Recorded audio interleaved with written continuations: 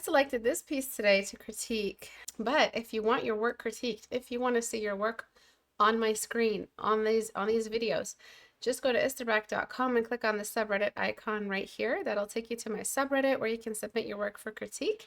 I take work of all shapes and sizes. Everything is fun. It's all game.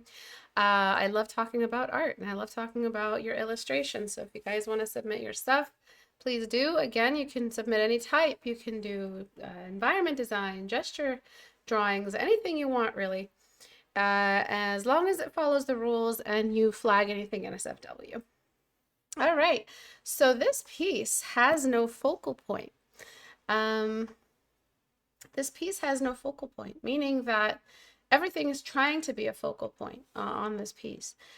So we've got, oh, my tablet is not working. My tablet is on its last legs. It is in a dying hour. I don't think it's even going to last till December. Okay, so let's talk about what is trying to be the focal point. The eye here, trying to be a focal point. This thing, trying to be a focal point. The light that's moving across the face also, and then your signature. You've got three things trying to be a focal point all at the same time, which is why this painting has a lot to look at and nothing to look at. Do you guys know what I mean? Those in the audience? So this is a live stream, by the way, for anyone curious. So everyone in the audience, do you guys see what I'm saying? There's something about this painting that gives a lot. It's really fun, but you're not sure where to put your eyes. You're not sure what's exciting. You're not sure what the story is. What's the point? What's the point of this painting? The point of this painting is not a narrative question. I'm not asking like what's happening in the story. That's not what I'm asking on a technical artist point of view. You know, from the perspective of an artist, what's the point? What are you trying to do? The point of a painting is the focal point. The focal point. What's the point? It's the focal point, right? So I'm going to do some stuff so that we have a focal point again. Clearly she's some kind of character with extremely powerful something, magic. She has abilities to see through things or see the truth in things. She has just the gift of sight, the eyeball and the lens. That's all some kind of magic happening in the painting. So we need to preserve that storyline. I don't want to change too much. I'm not trying to change your characters or your stories. I just want to make them make sense. I just want them to be want them to look good on your portfolios. That's all I really want for you guys. So when I make these changes, they're going to be for the sake of the structure of the illustration, which is suffering. So the first thing I'm going to do is I'm going to adjust this eye. I'm going to find the next eye and I'm going to enlarge it and place it here. This is what should have been happening on the larger lens. She's seeing through things. She's looking at things. This is just my take on the gift of sight. You know, you could do something else with it. You could definitely take it somewhere else. This is just where I'm going to take it in this stream. And I'm going to just amplify it and make it all magical. Something like that. And I'm going to try to just make something work here. I'm going to use my handy dandy super duper brush and see if I can get that looking better. I'm going to get some light. Oh, how large is this dodge tool? Holy crap, it was so large I couldn't see it. And I'm just going to get some kind of light beam sitting on top of this lens. Really, really simple but effective choices that are making this look good somehow. All right, and then I'm going to merge that down and bring in some kind of extra magical element. You know, like saturation is always a quick magic tool. Write that back to me. To make something look magical in a painting, just saturate it. Just saturate it. That's going to bring in some kind of magic. Usually light effects are what create magic in games and shit like that. But saturation is the color, is the trick behind the color. So I'm just trying to find a color that matches this painting, something that works with this environment and this color palette that you have here. So if you have some kind of magic and you're trying to signal that to your viewer, saturate. So that's why I'm using a bit more saturation here. We're left with this eye, which we can't keep like that. We have to have one of these eyes normal. We can't make both eyes weird. That's just bad writing at that point. So I'm going to shrink this eye. I'm going to find a nice good spot for it. And I'm going to, but you have a line running across it, which is kind of tricky. That's going to cost you. And I'm just going to do that. And okay, so I made that eye normal-ish. I'm going to then jump into Liquify to try to get this eye looking normal, get some light glare on it, some light kind of shadowy saturation line on it. A nice expression like she's in the middle of seeing the future, and she's got like that's so Raven expression when she sees the future. I don't know if any of you watched that show. And I'm just gonna try to show where the shadow of that nose is peeking through, something like that. And so that's the shadow of the nose, some light there. So that the eye could have a relief point just there, just wherever the light shines in. Hi, Lighthouse. Hi, Benny. And then I'm just going to throw that light on and get color dodge in the mix and see if it can give me that beautiful light effect when we have. So I'm going to do this in two different layers. I'm going to do the one where it's just on the eye and the one where it's on the eye and the cheek. And it's just the shadow of the nose as it travels over. Okay, and then on color dodge, where are you? And then reducing that. Okay, and then I'm just going to give her a normal eye color to match her hair. She's looking very Sailor Moon right now, which is, I love Sailor Moon. And I'm just going to give her like a blue eye. Oh, whoops. Wrong layer.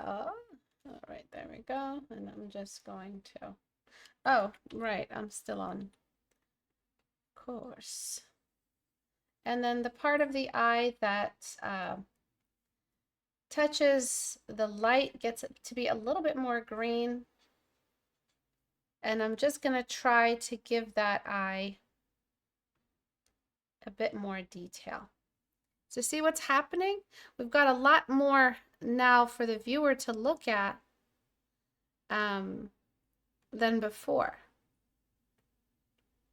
I don't know what this layer was, but it's okay. And I'm not trying to overdo it, but I want it to feel filter, blur, as intense lighting as you initially did. Look at that. Isn't that pretty? So now we have a focal point. We have a very prominent focal point. Before I turn this light of the nose back on, I'm going to keep adjusting the eye to just make it more finished as a render. This is where you start pulling from your 14-day challenge skills. This is where it starts coming in. This is why we do the 14-day challenge, because when we are working on our illustrations, we're going to need to show our ability to draw a face. We're going to need to, the skills are going to come back, like in what's it called? In Karate Kid, when he makes him paint the fence. And he's like, what is this? This is ridiculous. I don't need any of this. But he doesn't realize he's, spoiler alert, he doesn't realize he's being taught the basic fundamentals of Kung Fu or karate or whatever it is that they did in the first one. So it's the same thing here. Your 14-day challenge skills are going to come back. This is where they matter. So, hey, how do I make an eye read quickly? Well, there's a certain set of rules you have to follow to make those eyes feel realistic. So we've got the white of the eyes, we've got a bit of edges for the iris, we've got the dark spots, which are the the shadows of the eyelid, and everything else. Lashes, eyelids, eye crease.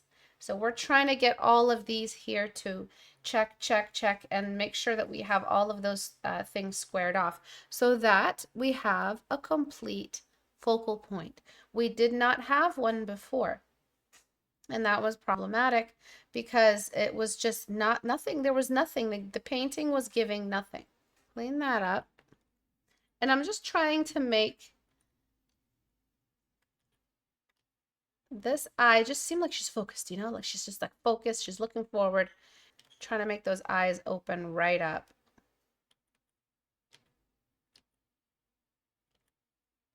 And I want them to feel, you know, like, you know, that anime glare light, you know what I'm just, you guys know what I'm saying.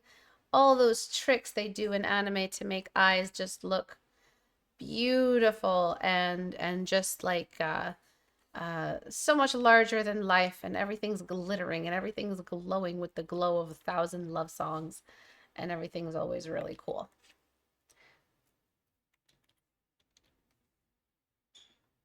And then I'm just going to complete the lashes. I want the eyes to feel focused. Focused eyes are open. Write that back to me. You can't draw a focused character or a serious character whose eyes are slightly closed. It just doesn't work.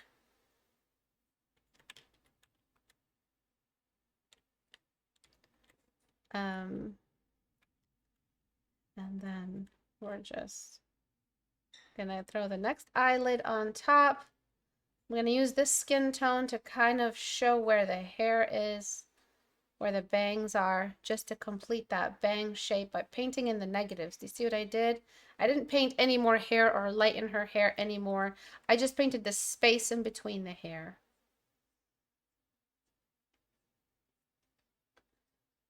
And just doing a little bit more of that here and blending away. So now we have a focal point. We have the enlarged eye, which I have to figure out in a second because now it's just a little bit lagging behind. It needs a bit more of something going on, you know? And I'm just trying to figure it out.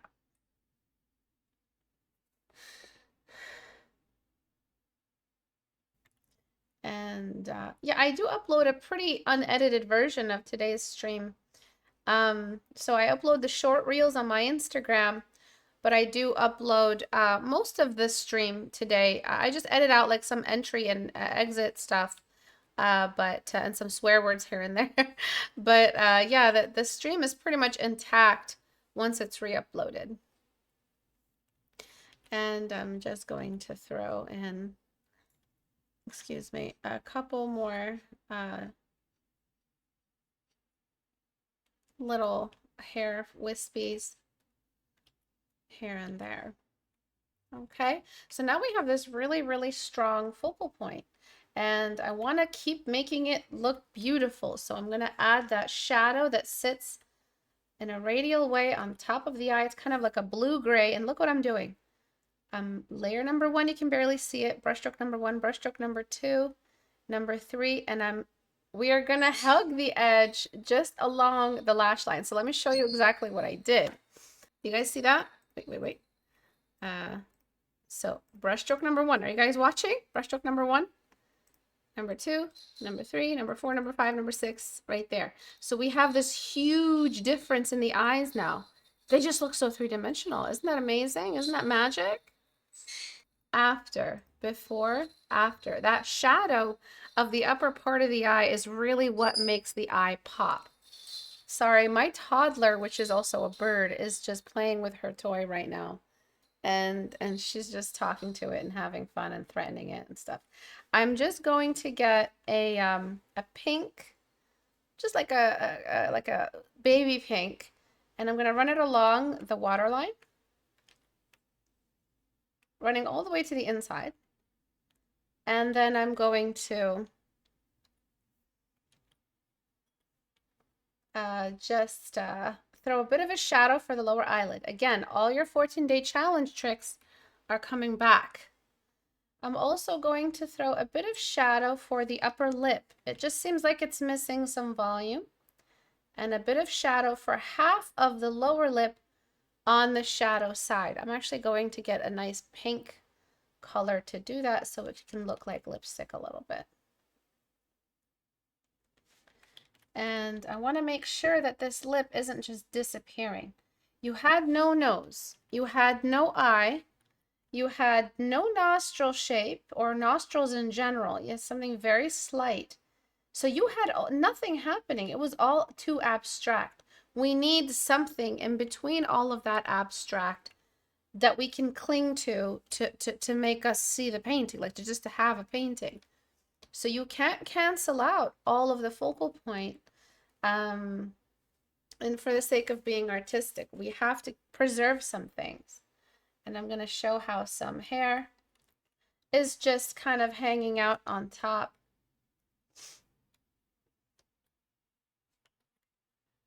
of the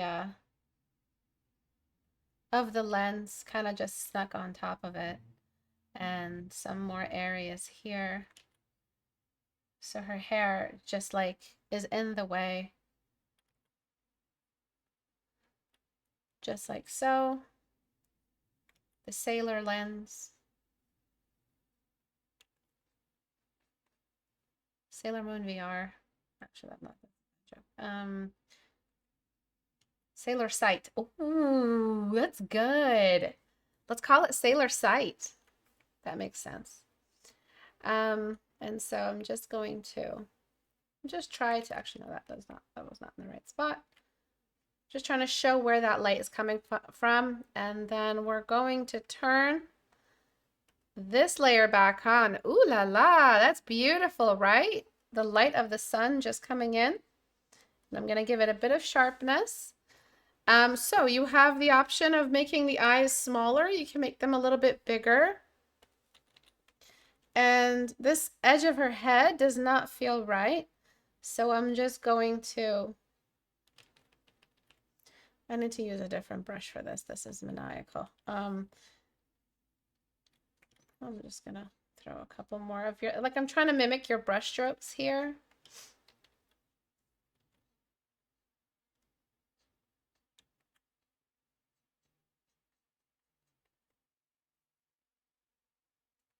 And I'm just going to try to just make the hair more present on the edge of the face. It seemed like the hair just ran out along the edge of the face. Okay, for this side of the nostril, I'm just gonna make it a little bit darker. And I'm gonna try to render the edge of the nostril, but let me show you how to do that. Usually what you guys do, pay attention everyone, you guys usually draw the edge of the nostril, right? And then shade on the inside of the nostril, right? You don't have to do that. That's too much. That's too much. It's adding too much contrast to a very wispy piece. What you can do is get soft brush or any brush you like that's textured to match this texture. I'm using soft brush. Lower the opacity and radially run along the edge of the nostril. So radially hug the edge, just like I did with this. We end up with the shape of the nostril. We delete at the edge of the nostril where we added that radial shading. Do you see that? Now we have a nostril and we didn't have to go crazy and bring in all this extra contrast. We have just enough now. Just enough nostril. I think the only other profession where there's someone is talking about just enough nostril is probably a plastic surgeon. Other than artists, we plastic surgeons are the only other people who put this much thought into a nostril. And maybe piercing people, but pierceologists. And I'm just adding a little bit there. You can do the exact same thing on the other side, but in reverse with the highlight, in reverse in every way. So you're just adding that extra highlight on the other side of the nose. All right, and I'm just making sure that's nice and sharp to keep in theme with the rest of the painting. I don't want to do too much rendering because it was supposed to be a very like bright moment. You know, she's peering into the oculus, she's looking into the void, she's using her sailor sight, and she's checking out, you know, what's the source of this mirage, or what's the source of this trickery. My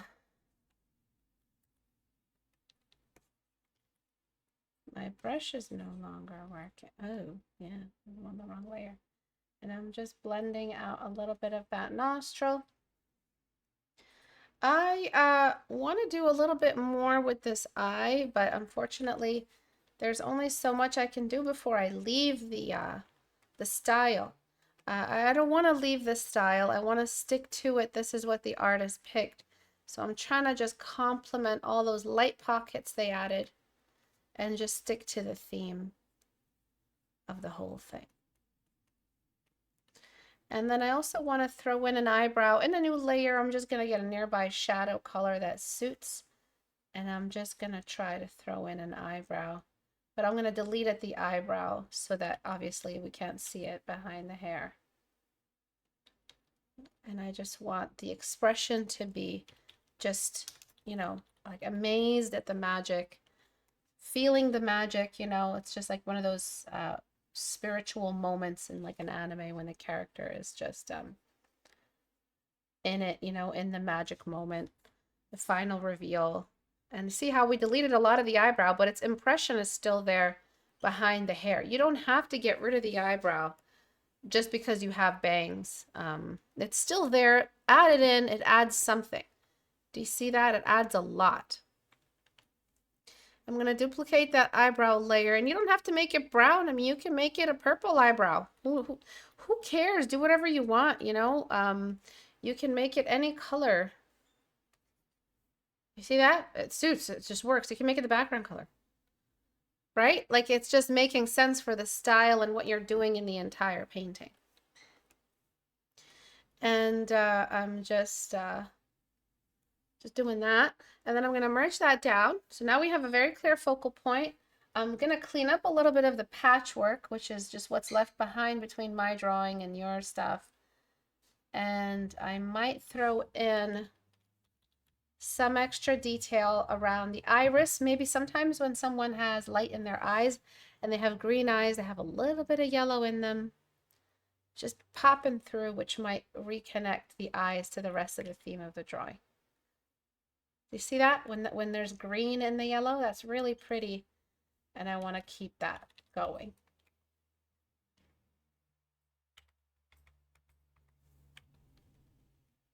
All right. So with this magical eye here, there is also this type of light and this type of light. It really just depends on what the artist wants to do once they see my critique. I believe it was at 43. Yes, it was. Okay. So this other eye, now we have to just make it like more interesting. So now that I have everything up, all the way up in saturation, I could increase saturation here. You know, I could make it a very saturated thing. I could bring in some kind of pattern. So maybe like a honeycomb pattern.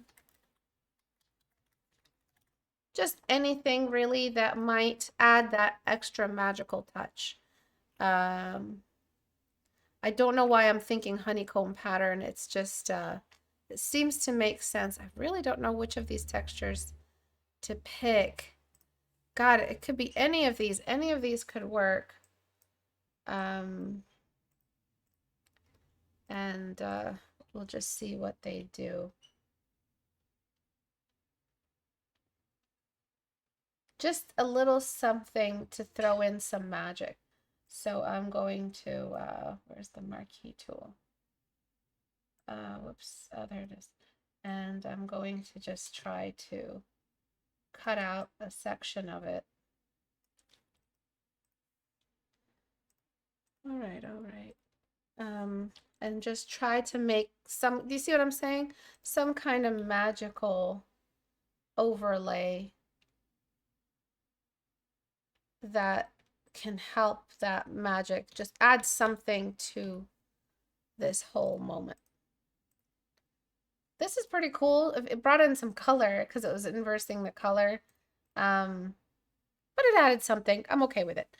So I'm just gonna try to get the edge of the lens to have a shadow. Yes, even the edge of the lens of this like really intricately designed glass lens is going to cast a shadow. Everything casts a shadow right that back. I actually, there's so many other options I could do, but I guess this is giving us something. And then I'm just gonna get soft brush on low opacity. And I'm gonna give us some glare on that lens. It's gonna go a long way.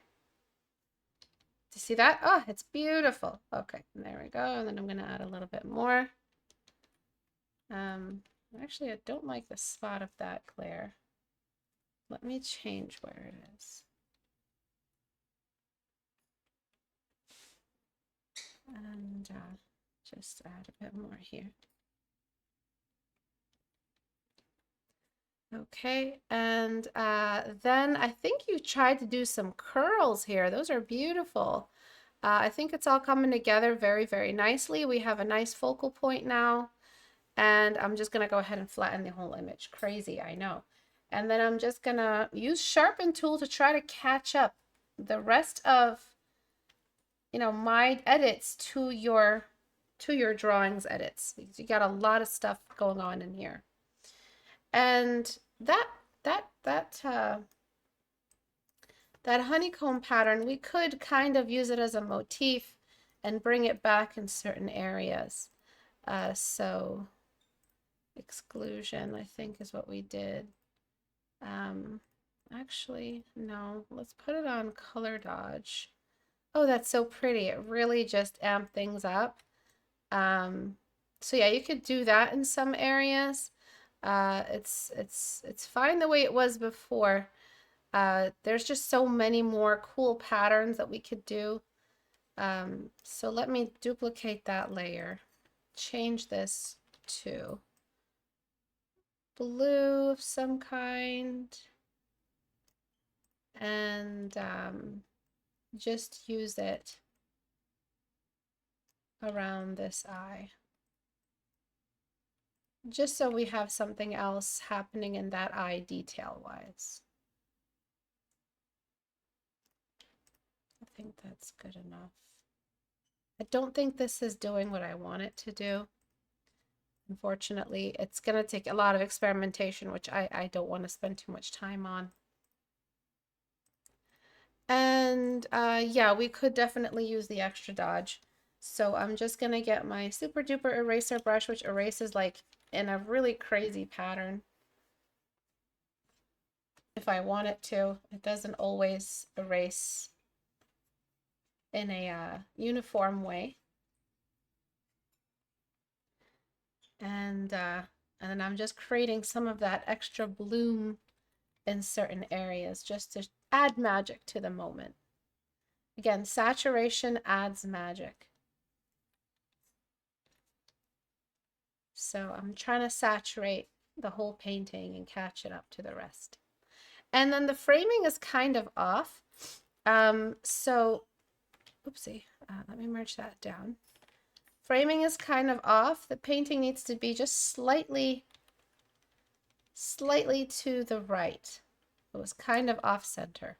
I don't know if you noticed that, but it wasn't well framed. I mean, it's a symmetrical painting. How well framed do I need it to be? But it just wasn't framed within the canvas. It was kind of just throwing off to the side like it was on the edge of the canvas. I just wanted to recenter it just for composition's sake.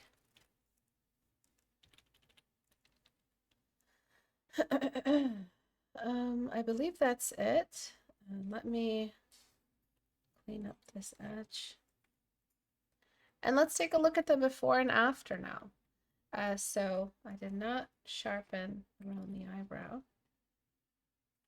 Oh, and one thing that you could do, if you wanted it to stay minimal, get lighten on the background value and use it wherever you need to get rid of black. You can get rid of the black in the waterline, sorry, in the lash line. Excuse me. You can get rid of it. It doesn't need to be pure black. We still have a focal point if we get rid of it and stick to that foggy look in this scene. I'm going to keep it black just because it's just my critique. This is where I would have it. Maybe a little less black. Like maybe I will get navy and throw that in there. Okay, but it's still really dark compared to where you were before. I mean, you didn't have much before. Okay, so let's go to the before.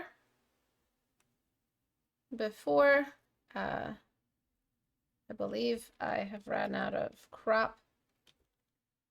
Ran out of history for some reason. Photoshop reset everything for me. Okay, so before, do you see that? There wasn't much happening. The eye that you did have in the painting was high on the face. It wasn't making much sense. So it was a lot higher than it needed to be. It needed to be somewhere down here. You kind of gave it a little bit of extra space above, lengthening the face, making it look a little bit inhuman or sort of uncanny. Then you oversize the eye. Why? This is where the lens is. Why did you add an oversized eye without the lens? It felt like you were solving the problem in your brain. You just didn't realize, yes, there is supposed to be a big eye if you're looking through a lens, but it's supposed to be the eye in the lens. The other eyes should be normal. You can see how it's a little bit off center as well. After, so before, after. So now we have a focal point. The painting is complete, meaning that we have something that is the point of the painting, which is this beautiful girl and her magical seeing eye. And what it can do. You can add way more detail to this eye. You can add some kind of cool magical symbol of some kind. You can add more symbols just flying around. You can add all kinds of weird things.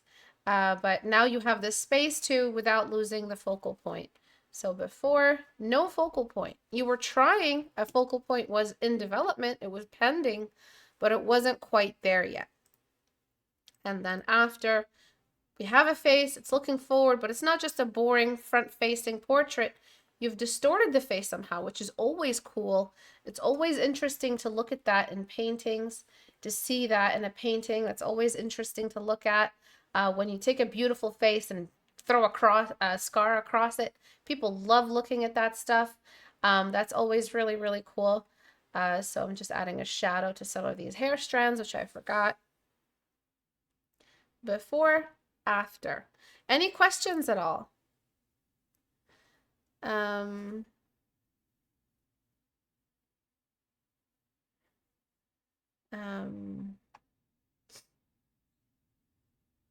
Fire does actually have a shadow.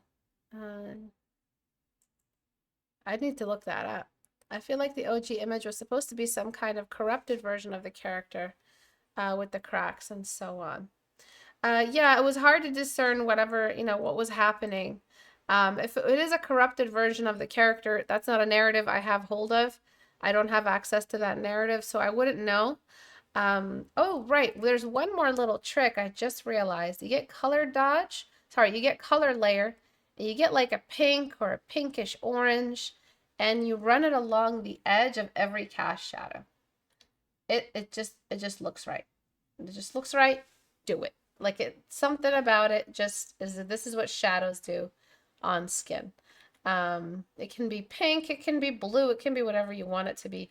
But anywhere where there is some kind of subsurface scattering, shadows tend to have a little bit more redness in them, especially along the edge, wherever it touches skin, because skin has subsurface on it. Small little trick goes a long way. Okay, any questions at all? Does changing the size of the white of the eyes or pupils change how focused the character looks? So it's about the openness of the eye. In in comic book styles and anime, when a character is focusing, they usually automatically shrink the size of the pupil. This character looks like they're really focused, right? But this character also looks like they're really focused. You know, you don't have to shrink the size of the pupil or the iris. What you have to do is open the eyelid. This character does not look focused. They just look like they're just looking. So this is like shock, horror, extreme focus. This is focus without shock or horror, just like looking at something maybe with shock but not horror. And this is like non-focused character looking forward. So what we did is we raised the eyelid so that it's above that iris line. Okay? Okay, Coda? Does that make sense? Did I answer the question, or did I misunderstand your question? I wonder if her fingers on her right hand could use some clarity or distinction. Oh yeah, definitely. I would like maybe clean up the edges of the fingertips. Just the fingertips should help kind of meet that same mixed level of rendering that you have along the face. Some things are abstract, some things are clear, some things are clear, some things are abstract. Just like the edges, I definitely agree with that. Thank you, Lighthouse. And I'm just like kind of showing where that edge is here. Showing where that edge is here. Okay, so that's it for today. Thank you guys for watching. I really appreciate you guys catching the live streams. If you want your work critiqued, if you want your stuff critiqued, just like I critiqued this piece today, all you have to do is go to istebrak.com and click on the subreddit icon right here. That'll take you to the subreddit. That's where I found this piece today. Yeah, the subreddit is the mecca of our entire community. This is where I select things to critique. This is where you guys get critiques from each other. It is a great place to learn, to grow. And we're right back in the swing of things for the fall, onward into the winter. So we'll have regular streams. I'll host regular streams every Tuesday and Thursday at 5 p.m. Eastern time. And to recap, to help me with my editing later, this is the before and after, before, after. I added a focal point. I picked a focal point so that the painting has something to offer the viewer to look at, even if you were going to stick with the red eye, the sort of corrupted look. You could still do that in a much more clear way. You can't have both eyes distorted and an indiscernible nose and mouth. That means that the painting is just not done. And that's what it looked like. The painting wasn't finished. It was just a lot of really cool texture and saturation and color, but you need to finish it. And to finish a painting, you got to add a focal point. That's the point of the painting, is the focal point. Thank you guys. Was the before AI generated art?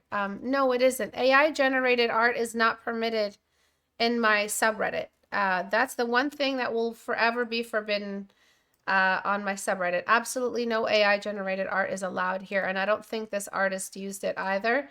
Artists have been pretty, very strict against that stuff.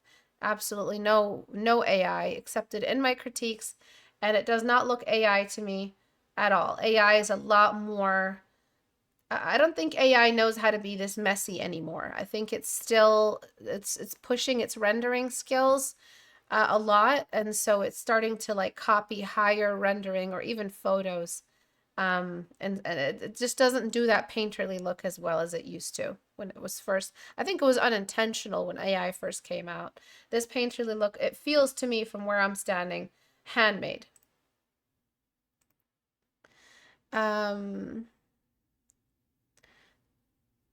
Thank you, Lighthouse. So yeah, that's it. Thank you guys for watching today. I'll see you guys next class, Tuesday at 5 p.m. Eastern time. Have a great weekend, guys, and I'll see you around. Bye.